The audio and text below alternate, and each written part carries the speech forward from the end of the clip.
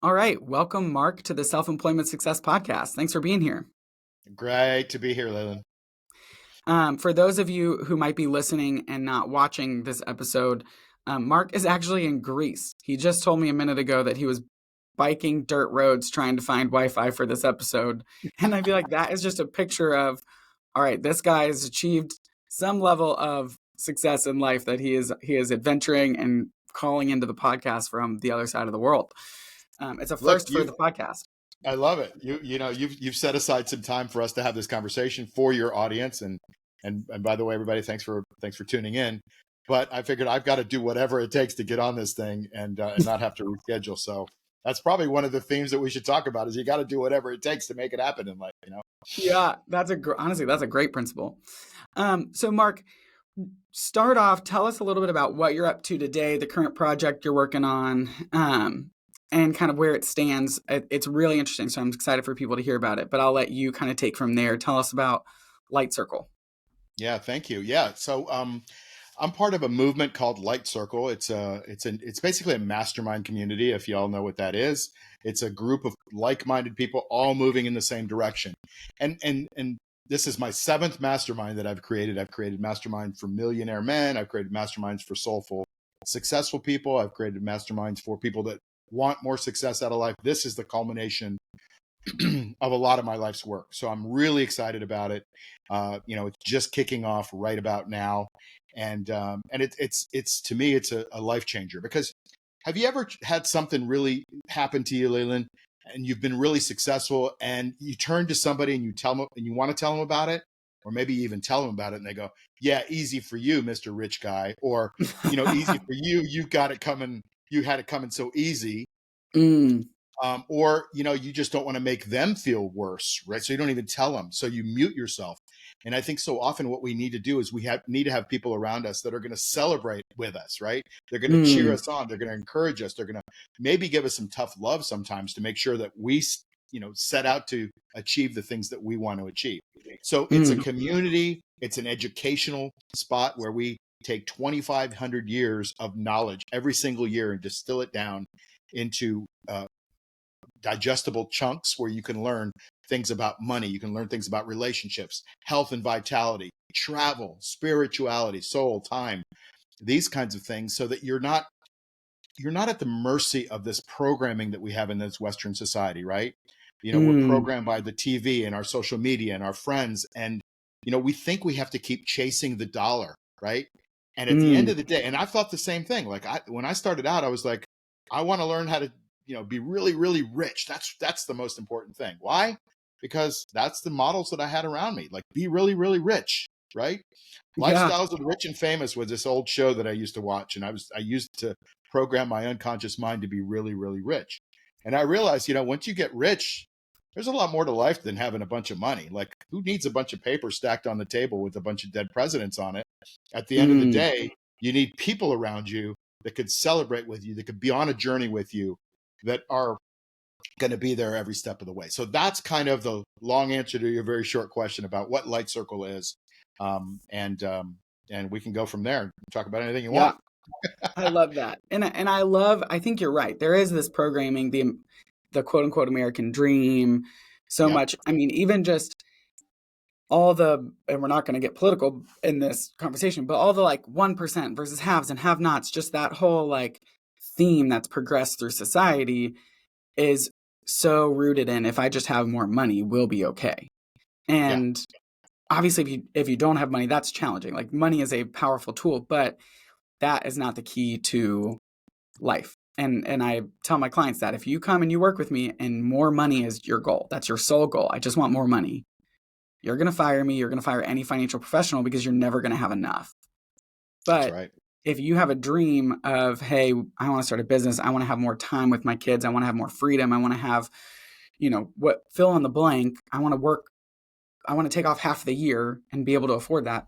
Great. Now we can use it as a tool. And that's where it should be one of your tools. But I like that Light Circle is also touching on not just money, but health, wellness, vitality, spirituality, relationships, all these resources we have in our life to really foster a life of abundance, which is really amazing.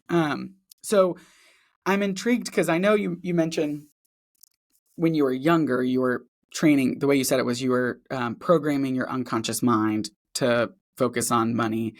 And I know you've had a really successful, well, it was just successful, but also successful from the world's eyes career. So tell us about your journey to get to where you are with Light Circle, kind of what life has looked like that's led you up to this point.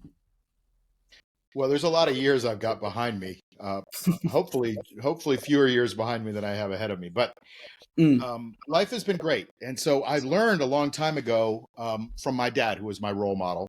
And he taught me a couple things when I was young. First of all, he had a bookshelf full of personal development books, things like The Magic of Thinking Big, uh, How to Influence Friends and Influence People, How to Stop Worrying and Start Living by Dale Carnegie, and tons of books. And I had a little bit of a self-esteem issue when I was a kid. I got bullied quite a bit. And so I was looking for answers. And I found the answer in a Dale Carnegie book when I was like 12 or 13 years old, called How to Win Friends and Influence People. And that Dale Carnegie book, in fact, I'm a Dale Carnegie instructor today, mm, because that thread has kind of woven through my life. You know, it's all about human relations. It's not about money, right? Money's a magnifier. I'll get back to that in a second, but you know, it makes you more of who you already are. If you're a jerk, you're just going to be a rich jerk, right? If you're a generous mm, person, you're going to be a rich, generous person that's more benevolent because it's a magnifier of who you already are. But I started to learn at that time, my dad also showed me about the stock market. And I started to learn and grow into the stock market. And I even taught my stockbroker back, you know, in the 70s and 80s what I was doing. It's this thing that I do today called the cash flow machine. It's how to make income from stocks. And we use options to create income. And so throughout my college career, my high school career, past that, I've always been involved in the stock market, and I've always really loved personal development at the same time. So there's kind of those two things. I figured I've read about 8,000 books, and you know, a lot of them are on money. Like I think I've probably read all of the money books that are out there. Of course, everybody's writing a book these days, but you know, I've read all the big ones, right? And I've also been involved in personal development, right? I've been to all the Tony Robbins events. I've been to his private island in Fiji. I've, you know, spent time learning about, you know, Jim Rohn and Brian Tracy and, you know, all these distant mentors, I call them. And to me, it's kind of brought me to where we are today. I run hedge funds. I have a mastermind group where I teach people how to invest using my system. But at the end of the day, that's just one dimension of what we do. And you know, that's that theme that we're running here. It's not just about the money. And it's mm, really, I remember hearing that from people. It's not about the money. You got to be happy. You got to have a great relationship. You have to, you know, have a full rounded life. And it didn't land with me because I didn't have the money. So when you don't mm, have it, it's a lot of leverage, right? And so I just did whatever it took to get it. And then I got there. I had the planes and the houses on the water and the M3 convertible. And you know, I had the stuff. And I was like, okay, I mm, got the stuff. And then I look around me and I'm like, that's not all there is, right? I don't have the freedom. mm, Like I'm a slave to the stuff. I have mm, payments, right? You know, I've got to maintain all these things.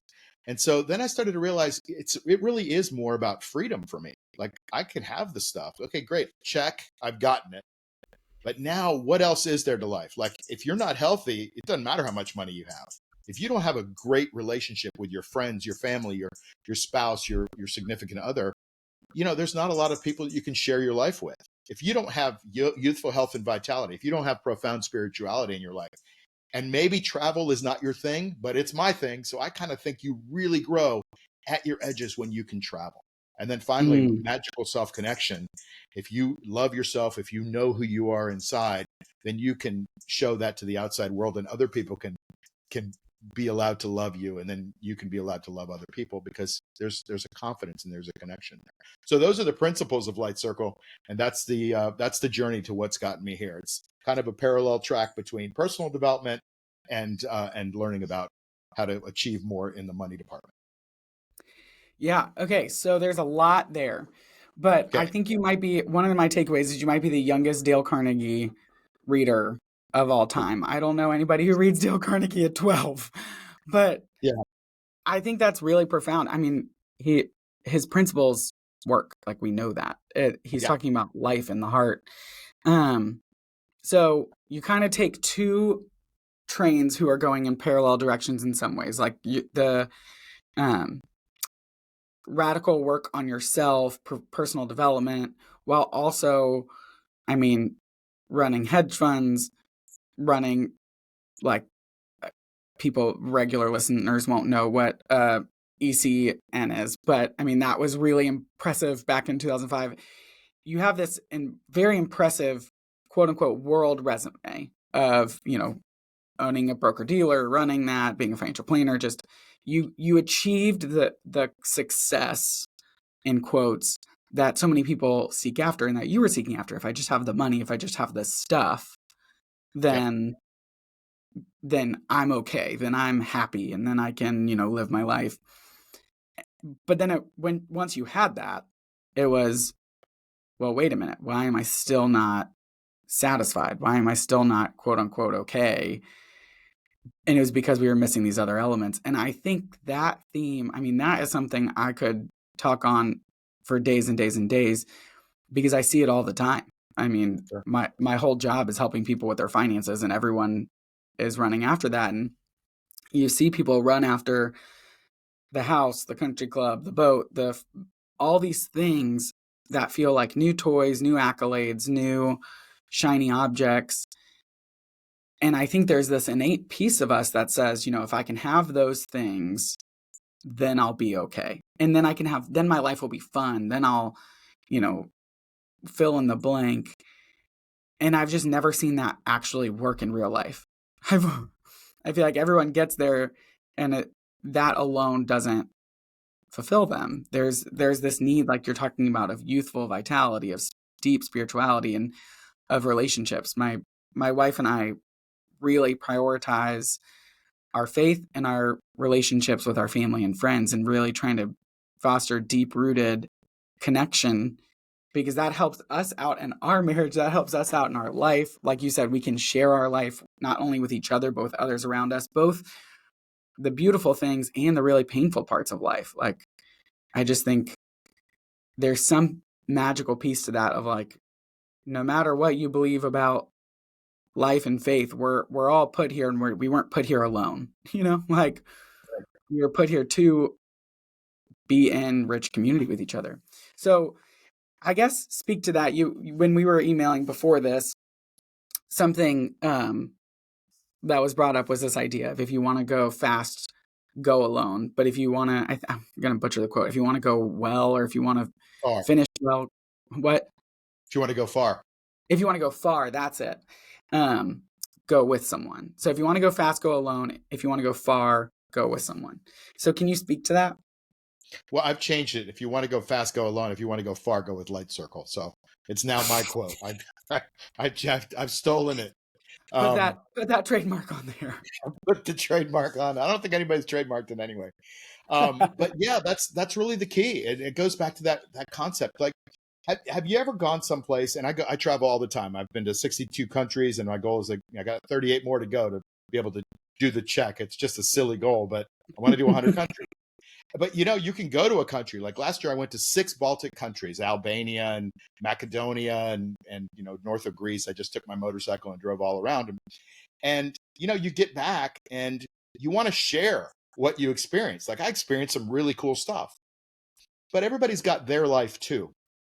And you don't want to make them feel less than. And so I don't know about you, but like, I have these great pictures on my phone, but I'm the one that gets to see them. And you don't, okay, sit down and let's go through my vacation, my last, 12 days. And I know you got stuff going on, but you're going to look at my pictures, right?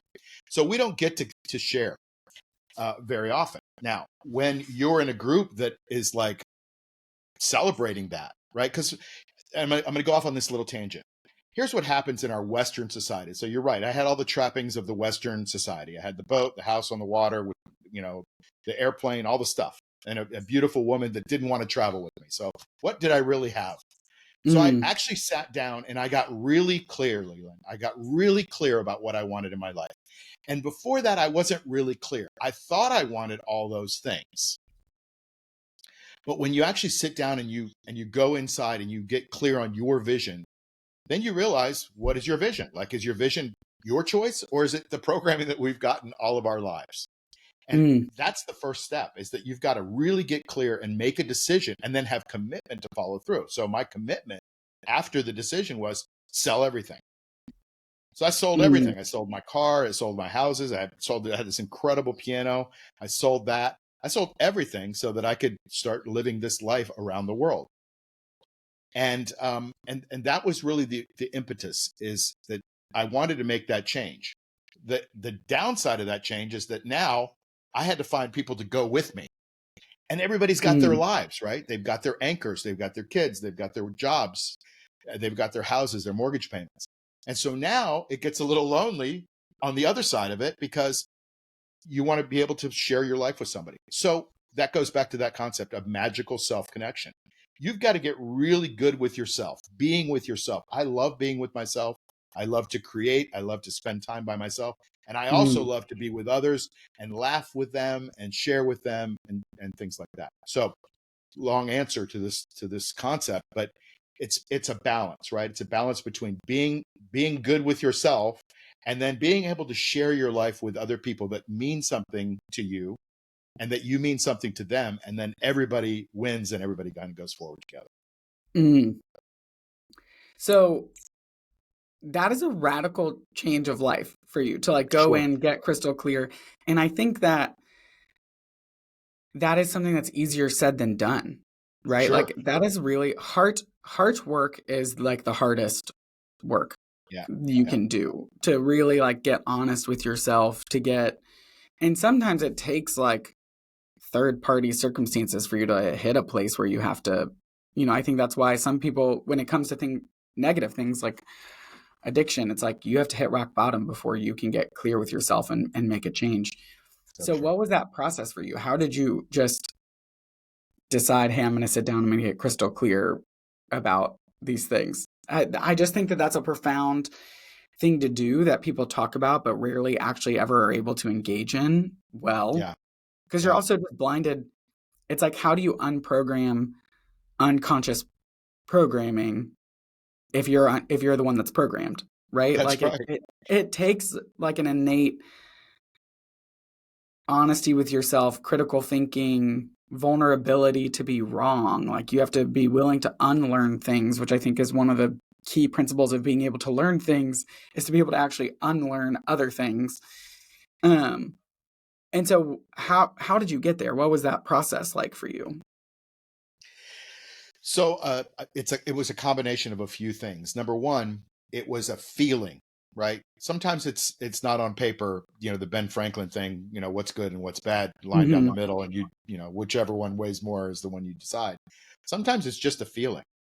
And you don't get that feeling if you're always watching Netflix and football and on social media and things like that, because you're always preoccupied. And so pretty soon you realize, hey, it's Christmas time again. How could it be Christmas time again? Like, how did this year go by? I better make some New Year's resolutions, and then you do. And then January 15th, you drop those. And so you have to really have that feeling inside. That's what I did anyway. I had a feeling inside that was like, gosh, I got all this stuff around me. I don't have anybody to share it with. Or the Mm, people that I have to share it with are all busy doing their thing. I need a new tribe of people to to go with me. I've created those in the past. And then so that was the feeling. But I'm also a student of meditation. And some mm, of the most successful mentors that I have are total believers in it. I'm like, all right, you sit around and you say Om or whatever. Come on, really? Is it really that good?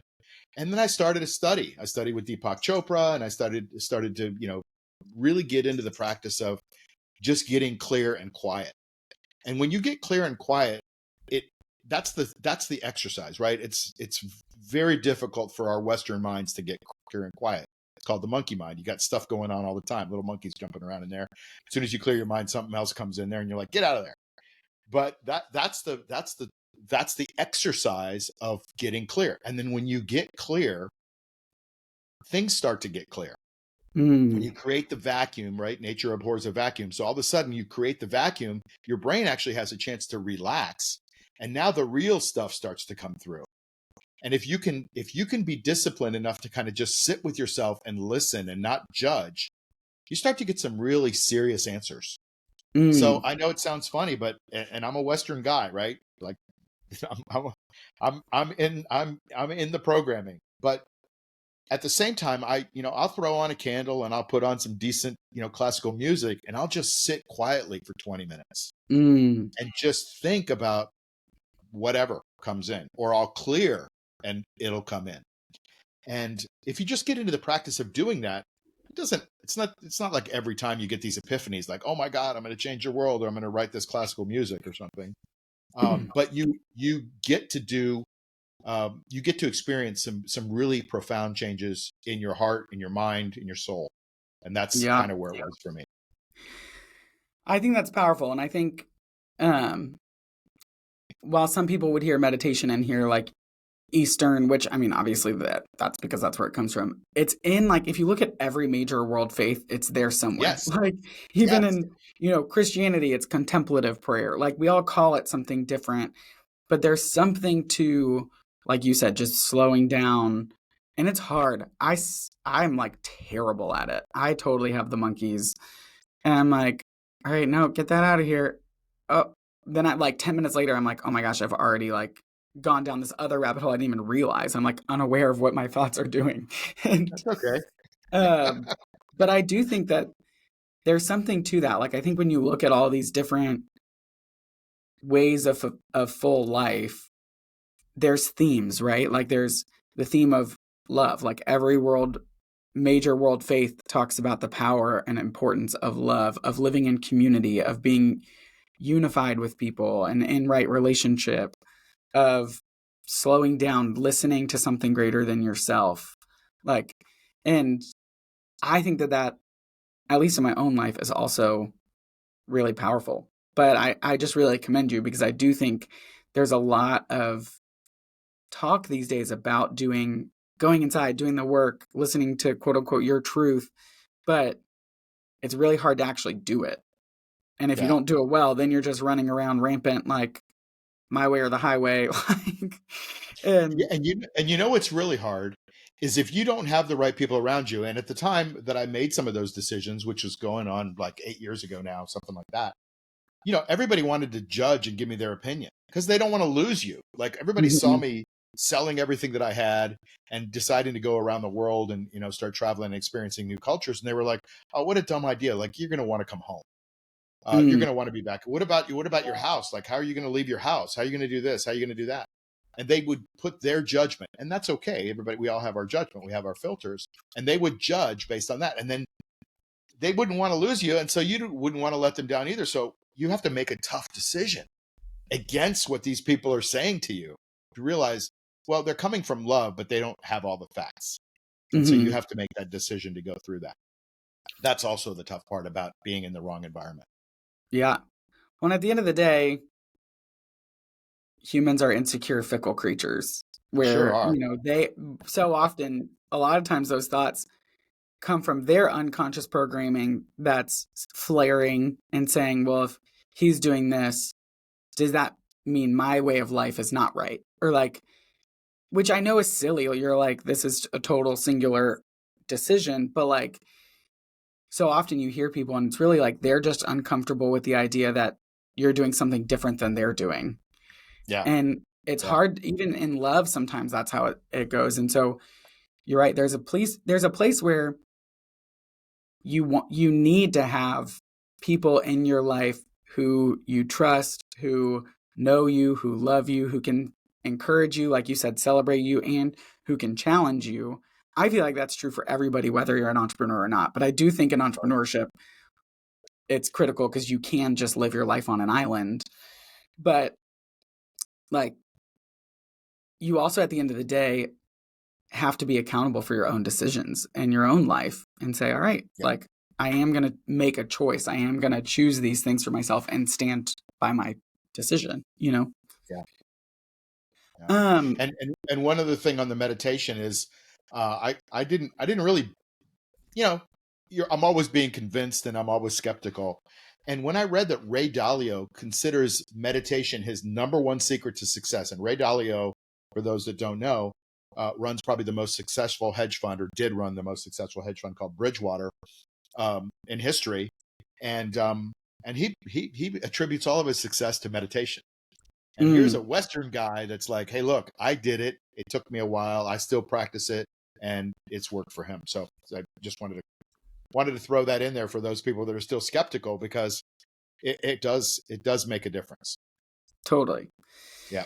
So you're on this journey, you're starting businesses, you're now selling everything to travel. Like, you've had just such a rich life and journey. Like, I feel like we could take any season of your life and have an hour-long conversation on it, because you're someone who's so in touch and there's just so much richness to that. But what was the low point for you? Or like, what was the hardest part of your journey through success, like in finding what success means to you? It's an interesting question, right? And I've been fortunate. I've had a pretty good life, and I guess it's because I reframe everything to make it good, even when it's bad. But sometimes things get bad, and they're bad. And at the end of the day, they're really probably not as bad as you think they are. But I went through an episode several years ago, and I run a couple of hedge funds, and I've been killing it in hedge funds, right? Like, I was coming off a streak where I made 40%, 77%, like 120%, Mm, -6%, and like up. Let's call it 50%. I can't remember. I was like on a 5-year win. So what happens to a lot of people, certainly happened to me, is that you start to wrap up your identity in your work. mm, I'm a nurse, I'm a doctor, I'm a lawyer, right? And then, I'm a hedge fund manager, and I'm a good one. And then all of a sudden life, you know, gives you some challenges. And mm. I had a really rough year, made some bad decisions, and had a rough year. And I take it very personally, because the people that are invested in my funds are mostly friends and family. And you manage people's money, and give them advice, and that it's a serious thing, right? Oh yeah. When the markets are down, there's a lot of doubt, there's a lot of questioning. And for me, that's when I realized it was kind of the rock bottom thing. I'd never been through this before. I realized that I was wrapping up my performance into my identity. Mm, And I felt like I was letting people down. Turns out that I wasn't letting them down as much as I thought I was, um, and that I was magnifying it in my mind. But that was a big epiphany for me to go, and I was losing sleep. My blood pressure went up. I was having these health issues because I had a bad year.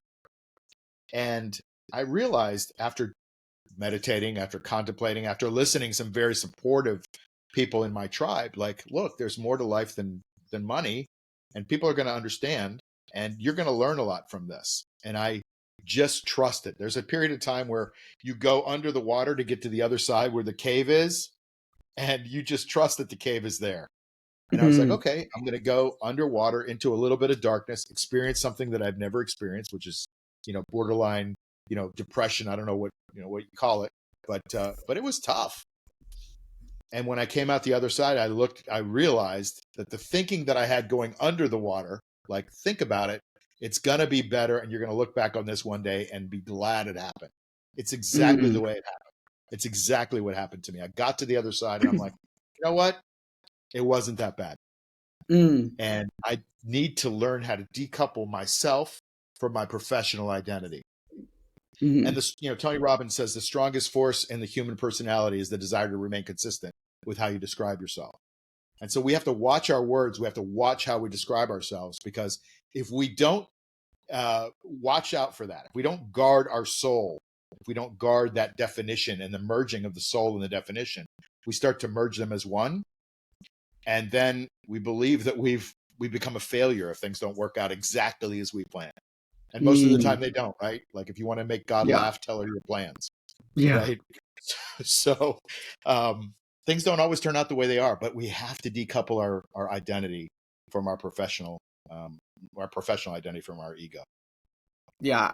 I mean, that is a profound nugget that if you are listening to this podcast, you should hold on to. Of, you are not your business. Your business success is not your worth or your identity, but it is. It's so easy, because so oftentimes, as opposed to an everyday W-2 employee, which there's nothing wrong with, we need W-2 employees, It's but great. they can go to their office, they can work, do their job, and go home, and there's a clear separation because it's just one part of what they do.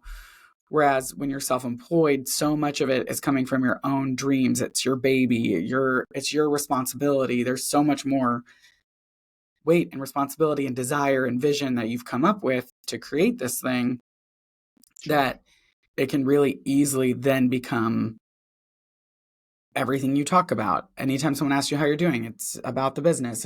It becomes the slow seeping thing that becomes your identity. And it is a wrestling. I've struggled with it of, why am I thinking more about my business than my family or life or the people around me? Like, it's what I'm daydreaming about now versus what I used to daydream about. And having to be like, wait a minute, that's not who I want. I love PeaceLink. I love my job. I love the people I get to serve, but I don't want to be the business guy.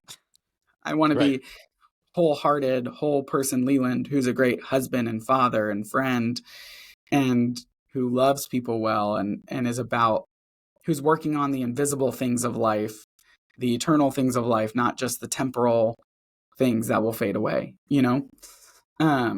So yeah, I think that nugget of your identity is not, your work is not your identity, is a huge piece, but it's hard. Again, this conversation is all about heart work and those keys to success. So So what has surprised you the most about this journey for you? If that low point, that rock bottom was the hard place, like what has surprised you the most? I think what has surprised me is some of the nuggets that I learned when I was younger, and from people that are probably long gone now, that came before me. Those things are true. Like one of the things that I've developed a belief a while ago was that creativity is the juice of life, right? And I find myself here at pushing 60 years old that I'm in total creativity. I'm creating. I'm building things, Mm, and I'm passionate about it. And Colonel Sanders started Kentucky Fried Chicken. I think he was in his late 50s, early 60s, and it became the most successful chicken franchise in the world, right? So we don't have to, look at our lives when we're 40 and go, it's too late now, or 50, it's too late now. Like I'm in the prime of my life. I'm enjoying my life probably more than I've ever enjoyed it. I'm experiencing freedom around the world. And the epiphanies that I've had just recently are that, you can have passion, you can have creativity, you can still have the energy and vitality to be able to push forward and do things when a lot of other people might have quit. mm, And so it's within us as humans, right? We have our downsides as humans, right? We have our fickleness and our insecurities, but on the other side, we have the ability to do magical things if we really decide to put our mind to it. We mm, really decide what we want is important and important enough to change the world. So if you've got a big enough why, you can figure out any how. And my mm, why is Light Circle right now. It's because I believe that that's going to help so many people, and at the end, it's going to help children because our real cause is sex trafficking and also children's education because we're not taught the right things in school anymore. I think we could probably agree on that. mm-hmm. I know more about the Pythagorean theorem and Romeo and Juliet than I know about how to have a communication or disagree agreeably with somebody or have human relations with people. Mm, Um, I know a lot more about Copernicus than I know about taxes, right? And yeah. we certainly aren't taught about money, and I think that's on purpose. So we've got to have the ability to educate kids into the things that are important. The things that are mandatory should be electives. Shakespeare, I'm sorry, it's great. And 500 years ago, he was a great author, but that should be an elective. Like you can Mm-hmm. learn about Shakespeare. Why is money the elective? Why do we have to learn money from people like you and me when it should be taught? And I use it every day. It should be taught every day. Totally. Yeah, Yeah. that is a rampage I could go on of just not, I mean, money is such a clear example that I think everyone right now is like, why are we not learning this in school? But you're right. There's so many things that I'm like, I never used that. Or like maybe someone's using it out there, but you're right. They could have elected into that rather Yeah. than Right. like, how are we really supposed to become well-rounded people when we leave school when we're not taught like basic life skills? at 18, you're expected to take out tens of thousands of dollars in debt to go to get more school without understanding how debt or interest work is just beyond me or in all or even the regards. return, even a simple concept as ROI. Like if you spend $100,000 on an education, or I have people that I know that spend $280,000 on a 4-year degree. If you spend $280,000, how many years is it going to take for you to pay that off? What kind of a job do you have to get to be able to pay that off? And Mm-hmm. looking at that as a business decision, you might go, you know what? I'm not going to spend the 280,000 to get a political science degree. Totally. I know. Yeah. It again, I could rampage that, but I we've not talked about the human trafficking piece of this, but I do love that Light Circle and the work you're doing has such a bigger impact than just the people in the mastermind. It does impact them, but it is also impacting, like you said, children. There's other missions going on there. Um, and that's really powerful. We just live in a world that's chaotic. And it Crazy. there's no other way around just saying that. But like to really say, hey, we've unlocked some keys to like a healthy life, to being able to disagree and fight well, or like argue well, and like in a way that's respectful and cares for other people. We Sure. see these evils in the world that we want to, you know, care for. Like children are the greatest. They're like the most pure, they're the innocent. I think that's why I think everybody on earth knows, like, protect the children. They can't protect And themselves. They yeah, have to. yeah. Um, so yeah, I think that's really, really powerful. So you've alluded to this, and I mean, honestly, not even just alluded. You've pretty much said it, but I would love to hear a clear, concise answer on this. Like, this is a podcast about success, and if I ask anybody on the street, how do you define success? You're gonna get different answers from different people, and it looks different for different people. I think there's a lot of key themes. We've touched on a lot of those, but for you, for Mark, how do you define success? And how will you know if you've achieved it? Have you achieved it? And yeah, I guess define Mark's version of success. So I always thought it was that success for me meant to be able to do what I want, when I want, wherever I want, and with whom I want. Mm, So to me, that was always the programming that I had. But I've added in there, and to be able to help other people too. mm, And so that's the element that for me, when you wrap it all up, you've got relationships in there, to be able to go together on a journey rather than going by yourself. Going by yourself is fine, but if you can have other people, it just magnifies it so much more.